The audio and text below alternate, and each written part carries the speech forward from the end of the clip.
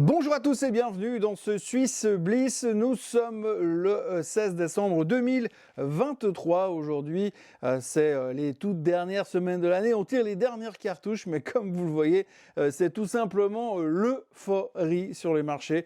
Alors comme je le dis depuis plusieurs jours, le problème avec l'euphorie, c'est qu'on ne sait jamais où ça commence ni où est-ce que ça s'arrête et surtout quand est-ce que ça s'arrête. Mais on va faire un petit bilan de cette semaine qui aura été clairement spectaculaire. Et c'est vrai, quand on fait la liste de tout ce qui s'est passé cette semaine, on se dit « Waouh, il y a quand même un truc qui s'est passé quelque part, c'est incroyable ».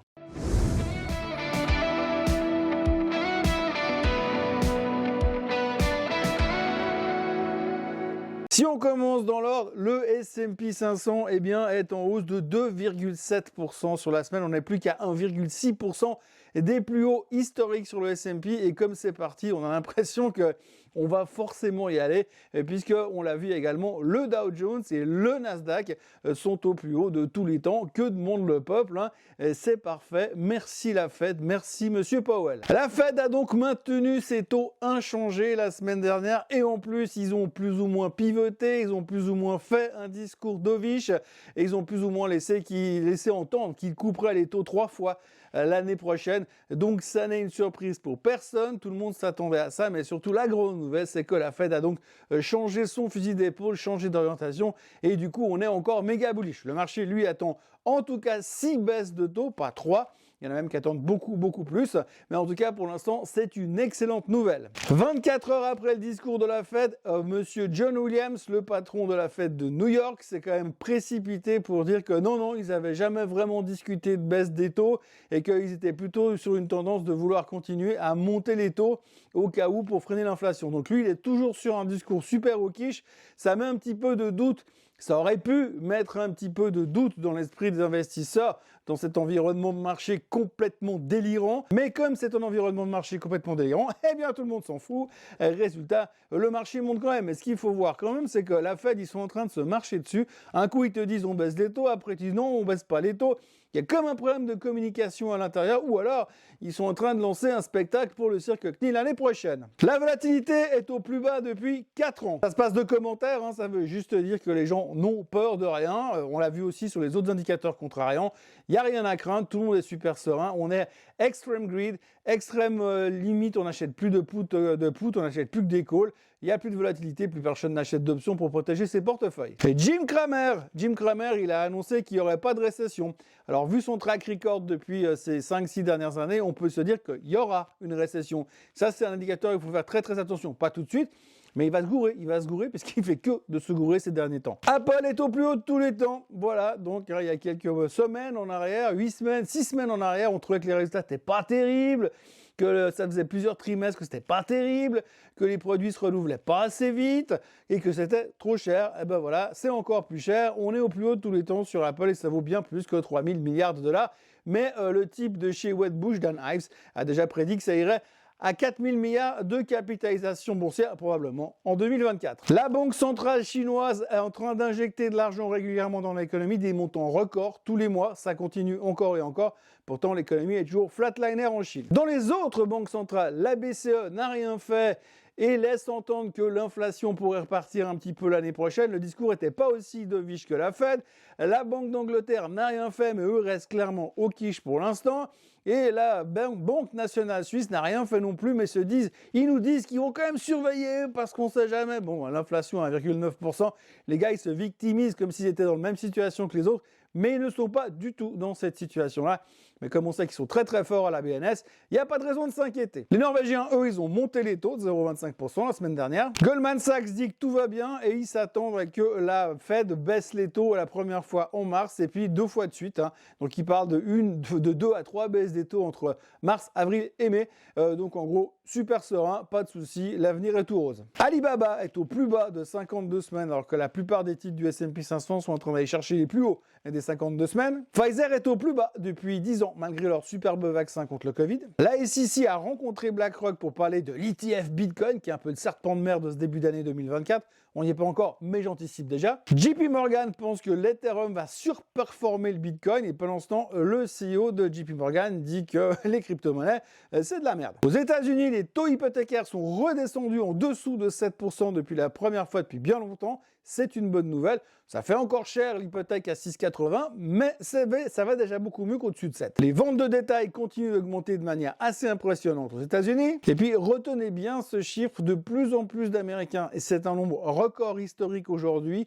consacrent plus de 50% de leurs revenus à payer leur logement. Imaginez, vous gagnez 10 000 $ par mois et vous avez 5 000 $ de charges de logement, donc c'est pas aussi facile que ça au niveau de l'immobilier aux États-Unis, malgré ce qu'on nous vend quand même à droite à gauche. Le prix des restaurants aux États-Unis depuis 2020 a monté de 24%. Vous payez 24% plus cher la bouffe aujourd'hui au restaurant que vous ne la payiez il y a 3 ans en arrière. Et au milieu de tout ça, on vient nous dire que ça va beaucoup mieux au milieu de la thématique de l'inflation. Trump a déclaré que s'il était élu fin 2024, les États-Unis allaient connaître une des plus grandes périodes d'expansion économique. Donc si vous êtes américain, vous savez ce qu'il vous reste à faire, votez Trump. De toute façon, vu l'état de l'autre, c'est même pas sûr qu'il arrive jusqu'aux élections. Et puis au niveau des dépenses, on n'a jamais vu les Américains dépenser autant ces derniers temps, justement. Et puis alors, surtout sur les fêtes de Noël, pour l'instant, on s'attend à un total des dépenses, au total, Thanksgiving, Black Friday, etc., on s'attend à 966 milliards de dollars de dépenses, sachant qu'une bonne partie se fait via les cartes de crédit, que l'endettement des cartes de crédit est au plus haut d'historique et qu'en plus les taux sur les cartes de crédit sont toujours au-dessus des 20%, ça promet de belles réjouissances pour l'année prochaine. Le CPI est sous contrôle, autrement dit l'inflation est sous contrôle, les marchés sont dans une euphorie totale et je crois qu'il n'y a pas grand-chose d'autre à ajouter puisqu'il faut encore noter dans tout ça que l'Allemagne, l'Inde et la France sont au plus haut de tous les temps sur les places boursières. Et puisque l'on parle de performance, nous voici donc sur les performances de la semaine. Alors vous voyez, Semiconductor Index plus 9% sur la semaine, le Dow Jones pratiquement en hausse de 3%, le Nasdaq de 2,85%, les deux terminaux au plus haut de tous les temps, le Hang Seng, même le Hang Seng rebondit, le S&P 500 plus 2,5%, le Nikkei plus 2%, le SMI plus 1%. Et puis le CAC et le DAX qui terminent quasiment quand même au plus haut de tous les temps, mais sur la semaine c'était un petit peu plus difficile quand même. Le pétrole rebondit un tout petit peu, et puis pour le reste on a toujours la Chine qui traîne la patte et le Bitcoin qui corrige de 3,5%. Parce qu'il y a un petit peu trop d'histoire autour de la SEC, des réglementations.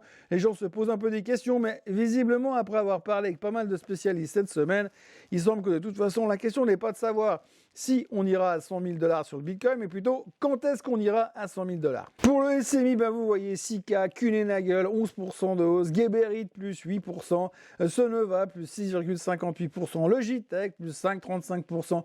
Bref, on y va, on y retourne, on rachète tout ce qui passe sous la main. L'UBS qui continue encore et encore à monter.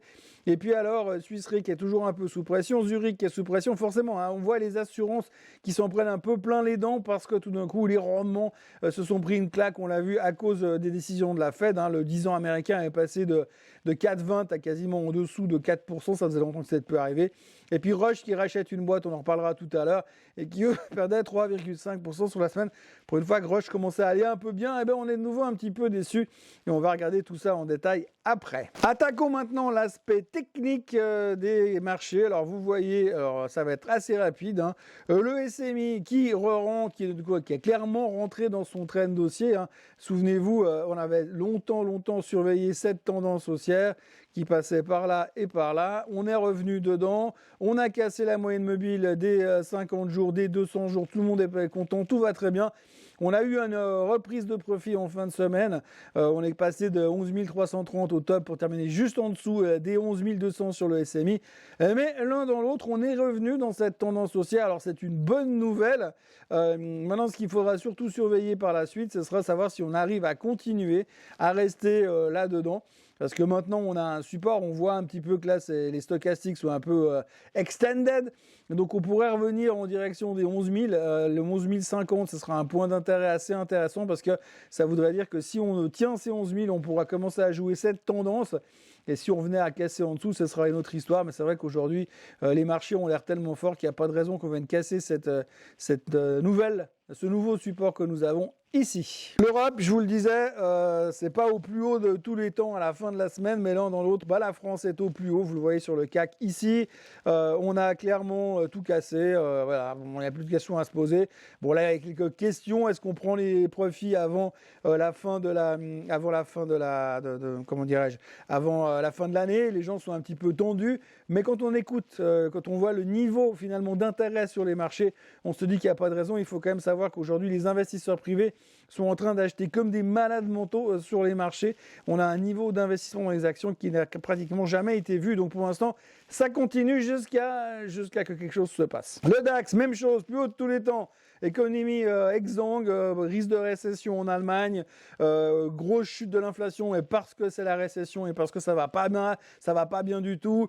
Et les gens sont extrêmement tendus. On se demande si c'est la dernière qui sonne. Et là encore, hein, il reste 2 semaines à tirer. Est-ce que le DAX a la capacité d'aller plus haut encore? Puis aux États-Unis, le S&P 500 est à 4715. Alors les fans d'analyse technique diront ouh là là, quand on regarde les 2 derniers candlesticks qu'on a fait sur le S&P 500 que l'on voit là, eh bien c'est des candlesticks d'hésitation. On voit qu'on a de la peine à pouvoir aller plus haut. Est-ce que c'est le signal qu'il va falloir commencer à vendre? Franchement, j'aurais envie de le dire. Il y a plein de choses qui nous laissent supposer qu'à un moment donné, on va s'en prendre une. Mais pour l'instant, le marché est tellement fort qu'on a de la peine à croire que ça puisse baisser. Même si ça paraît évident, de plus en plus de gens viennent nous le dire. Mais franchement, pour l'instant, c'est tellement fort que ça en est impressionnant. Je ne vous parle même pas du Dow Jones, hein, c'est quasi vertical. Alors, juste pour la petite histoire, il faut quand même se rappeler que le Dow Jones au mois juste fin octobre, début novembre, on était à 32 493 sur le Dow Jones et on a en hausse de 15% de hausse sur le Dow Jones depuis le début du mois de novembre. Et on parle du Dow Jones, hein, on ne parle pas du Nasdaq. Le Nasdaq, voilà, que dire de plus? On a touché les plus hauts de tous les temps. Là aussi, hein, on ne peut plus faire d'analyse technique quand c'est vertical comme ça. Tout ce qu'on peut dire, c'est qu'on arrive à des niveaux où les plus bearish d'entre nous, même s'il y en a encore, admettons qu'il y en a encore quelques-uns, on arrive à des niveaux où ça, c'est un double top. Hein. Il ne faut pas chercher plus loin. Pour l'instant, et si ce truc-là se confirme, c'est un double top sur le Nasdaq. Et si on n'arrive pas à casser rapidement, on va commencer à flipper. Et puis quand vous regardez certains niveaux aussi de stochastique, on peut se poser certaines questions. Le truc le plus fou de la semaine, le SOX Semiconductor Index, qui termine au plus haut de tous les temps, bien sûr, qui a cassé nettement les plus hauts. Mais là aussi, hein, si on revient sur ce qu'on a vécu ces derniers mois, ce qu'il faut vraiment regarder en prenant un peu de recul, on approche des fêtes de fin d'année, donc il est temps de prendre du recul. Depuis le fond du trou, regardez, depuis fin octobre, on a pris 32% sur le Semiconductor Index. Je ne sais pas ce que l'on entend quand on parle de marché qui est overextended, mais j'ai quand même un tout petit peu l'impression que ça devient du grand n'importe quoi. Le pétrole, pour ceux qui croient qu'il y a encore une vie après le pétrole, il faudra retenir que le baril revient quand même sur des niveaux dans cette zone-là qui sont des niveaux d'achat. Donc attention, plutôt acheteur sur le pétrole ces prochains temps. L'or qui tente de s'en sortir mais qui n'y arrive toujours pas. Hein. Pour l'instant, on a fait ce renversement de tendance la semaine dernière et pour l'instant, il va falloir qu'on vienne recasser les 2081 pour espérer quelque chose. Pour l'instant, on essaye. Mais on hésite. Et je vous en ai parlé tout à l'heure, mais je suis obligé de vous montrer le graphique. Apple est au plus haut de tous les temps. On est à 197,57 $. La capitalisation boursière est de plus de 3000 milliards. Et là encore, de nouveau, pour voir, surtout comprendre comment le marché a tourné la veste, ça c'est la période des résultats d'Apple qui sont sortis fin octobre. On était à 165 au plus bas et plus personne n'en voulait. Il n'y avait que des critiques et franchement, c'est une des périodes de résultats où j'ai trouvé que les gens étaient le plus timorés et même les plus optimistes semblaient un petit peu déçus par le manque de rythme qu'on vivait chez Apple. Et pourtant, le titre termine au plus haut de tous les temps. Là aussi, hein, vous voyez que le rebond est juste complètement ahurissant depuis les plus bas post-résultat. Eh bien, le titre est en hausse de 20%. Et on ne parle pas de rien du tout. Et cette hausse de 20% sur Apple représente également beaucoup dans le S&P 500. Ceci expliquant aussi cela. Dans les vedettes en Suisse de la semaine, il faudra retenir et parler de Meyer Burger. Alors, Meyer Burger, panneaux solaires, ce qui est assez intéressant, c'est que durant toute la période post-Fed, c'est-à-dire depuis mercredi soir jusqu'à vendredi, tout le secteur solaire aux États-Unis, eh bien, s'est envolé parce qu'on s'est dit, oui, mais si les taux baissent, ce sera beaucoup plus facile pour se financer. Donc, tout le secteur solaire, c'est génial. Le seul problème, c'est que du coup, en Suisse, on craint un changement de réglementation pour tout ce qui est solaire, énergie solaire, justement. Donc, Meyer Burger s'est fait démonter la semaine dernière, rajouter à ça plusieurs downgrades de plusieurs brokers. Bref, c'était une sale semaine pour Meyer Burger qui continue d'aller de mal en pis parce que quand on regarde le graphique qu'on voit maintenant, on voit très clairement que c'est la catastrophe pour eux. Alors, ils ont cassé déjà la première chose, hein, vous voyez, des fois les signaux marchent bien. On a croisé les moyennes mobiles 50 et 200 jours au mois d'août et puis depuis, on a ensuite cassé le support qu'on avait là, donc cette tendance haussière. Et depuis, c'est la catastrophe. On est passé de 50 centimes à 18 centimes en fin de semaine en cherchant carrément les plus bas à 15. Donc évidemment, on est dans une phase du never catch a falling knife. Pour l'instant, sans inversement de tendance et sans envie de voir d'être un petit peu optimiste ou sans signe optimiste sur Meyer Burger.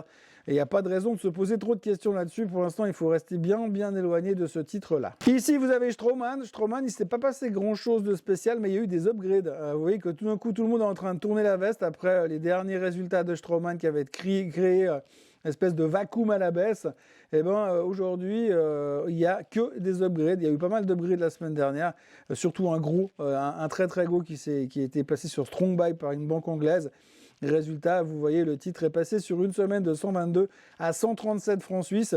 Là, ça va commencer à devenir un petit peu poussif sur la zone des 146 si on continue de monter encore quelques temps sur Straumann. On termine la semaine un petit peu sous pression, qui est une des pires performances de la semaine. Justement, alors Roche, ils ont finalisé un deal qui était déjà prévu. C'est pas une nouveauté, mais ils rachètent une boîte qui s'appelle Telavant. C'est une boîte qui appartenait à une société qui s'appelle Roivant et Pfizer. Et donc, ils avaient prévu de racheter cette boîte. Ils ont versé 7,1 milliards. Alors, psychologiquement, quand une boîte sort 7,1 milliards, ça fait jamais plaisir. Mais enfin, ça fait partie de la stratégie. C'est pas une grosse surprise. On reste toujours dans la même thématique sur le bon rush. Il faut essayer d'en racheter sur faiblesse. Il faut en acheter en dicier. Et puis, en avoir toujours un peu dans son portefeuille. C'est une boîte qui fonctionne cycliquement. Quand plus personne en veut, à un moment donné, elle repart. Et puis après, on a l'impression qu'à 400, on a l'air d'un idiot parce qu'on n'en avait pas pris dans les portefeuilles. Donc, c'est long. C'est pénible, on aimerait que ça monte un peu plus, mais voilà, la nouvelle fait que Roche reste de nouveau plutôt sur les bas de son range, bien évidemment. On avait eu un petit réveil la semaine dernière, on en avait déjà parlé, et pour l'instant, ça reste un petit peu scotché les pieds dans le béton. Affaire à suivre, on aura bien sûr l'occasion d'en reparler ces prochains temps. Voilà, on notera encore que Julius Baer semble un peu digérer la crise avec cette boîte qui est partie en faillite, cette boîte immobilière qu'ils avaient sponsorisée de manière un petit peu exagérée, et puis que l'UBS continue de monter encore. On se demande si ce truc s'arrêtera de monter un jour. Là, ils sont en train d'attaquer les anciens cadres du Crédit Suisse qui ont touché des gros bonus pour essayer de récupérer le pognon. Greed is good à la fin. Donc voilà, grosso modo, une semaine relativement bonne, même si le SMI termine un peu sur une note négative. Une semaine qui nous amène également gentiment sur la fin de l'année. La semaine prochaine, ce sera Noël. Donc Swiss Bliss, on verra un peu comment ça se passe. Et puis, autrement, n'oubliez pas de vous abonner à la chaîne Swissquote en français. N'oubliez pas de liker cette vidéo. Et n'oubliez pas de revenir me voir lundi matin pour un nouveau Morning Bull Live. Parce que oui, c'est la dernière semaine avant Noël, mais on sera quand même là. Passez une excellente journée, un très bon week-end. Et puis, à lundi. Bye bye.